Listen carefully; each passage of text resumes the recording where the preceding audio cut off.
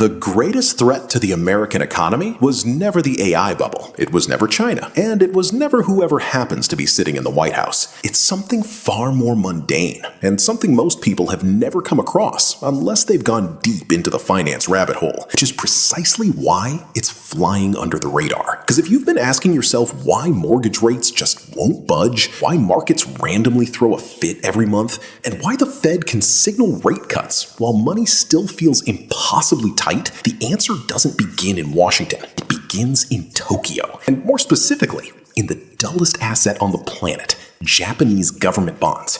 Because the country most famous for anime and vending machines has also been the quiet glue holding the global financial system together for 3 decades. And that glue is starting to crack. But to grasp why Japan matters so much, you need to rewind to the early 90s. Because 30 years ago, in 1992, Japan's asset bubble imploded. Property values collapsed, stock markets cratered, and Japan entered what came to be called the lost decades, a 30-year stretch of economic limbo. No meaningful growth, no inflation, no wage increases. It was like someone hit pause on the entire economy and lost the remote. So the Bank of Japan did what every central bank does when it runs out of tools. It slashed rates to 0, then below 0. And when that still wasn't enough, it introduced something called yield curve control, which sounds like a sci-fi weapon, but really just means we're going to pin long-term bond yields to the floor. Market be damned.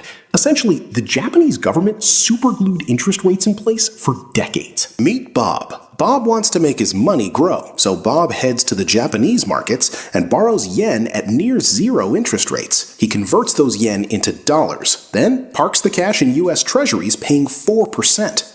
After accounting for hedging and fees, he pockets the gap. That's the yen carry trade in a nutshell. Borrow cheap in yen, deploy the proceeds into higher yielding foreign assets. And when your borrowing cost is basically 0, you don't stop at treasuries. You buy tech stocks, real estate, emerging market debt, basically anything with a pulse that yields more than nothing.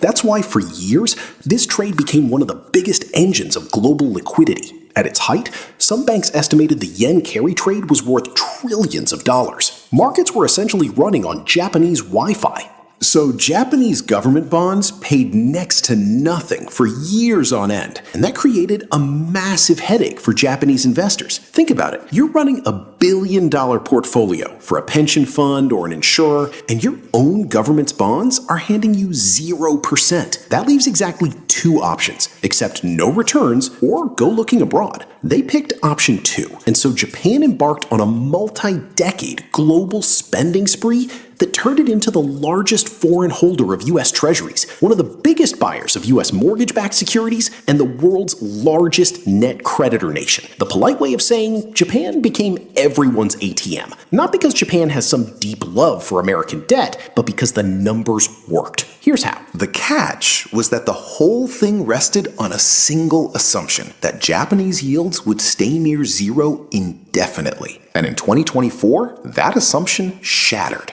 When the Bank of Japan abandoned its yield curve control policy, Japan raised rates for the first time in 17 years. Then, raised them again. In the immediate aftermath of that second hike, the S&P 500 fell 6%. And Japan's Nikkei 225 plunged more than 12% in a single session, its worst single-day drop since 1987. A clear message that markets were rattled.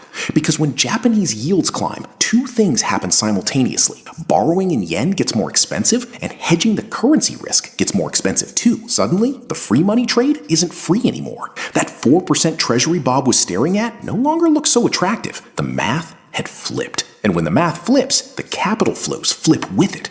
Decades worth of money flowing out of Japan was beginning its journey home. That process is called repatriation, and it's one of the most significant threats lurking in global markets right now, because investors are waking up to an uncomfortable truth. The cheapest source of global liquidity the world has ever seen is no longer cheap. And here's the part that actually matters.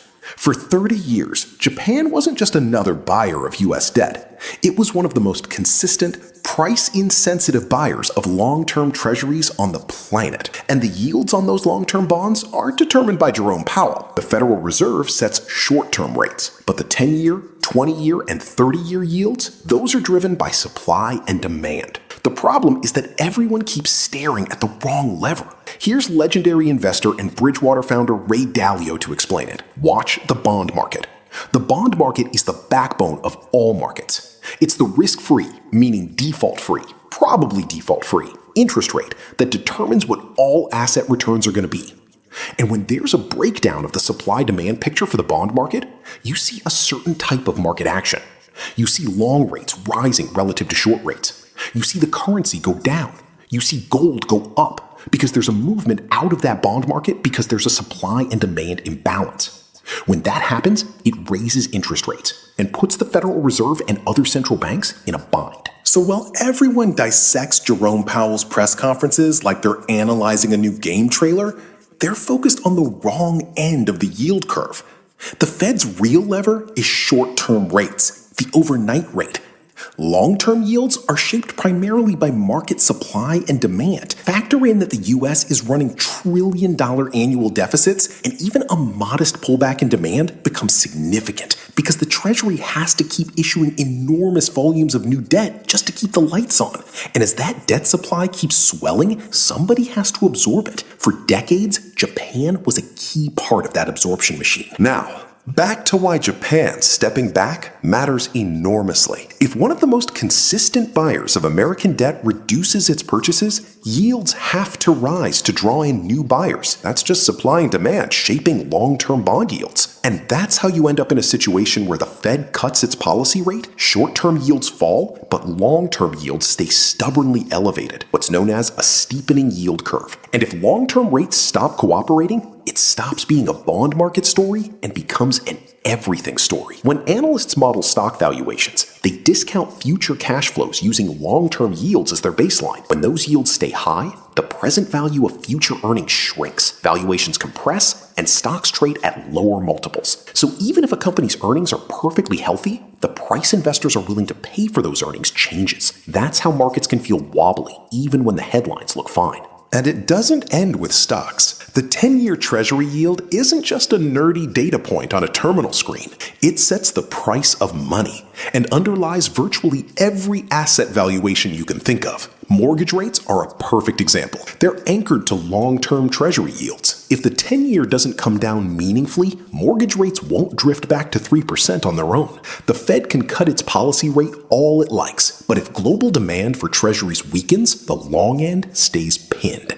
And when that happens, mortgage rates stay elevated, housing affordability stays stretched, refinancing activity stays quiet, and home sales stay sluggish. Corporate credit tells the same story. Cast your mind back to 2020 and 2021, when rates were suppressed and capital was essentially free. Companies were issuing debt like it was a clearance sale. Cheap financing meant surging deal activity, inflated valuations, and abundant capital.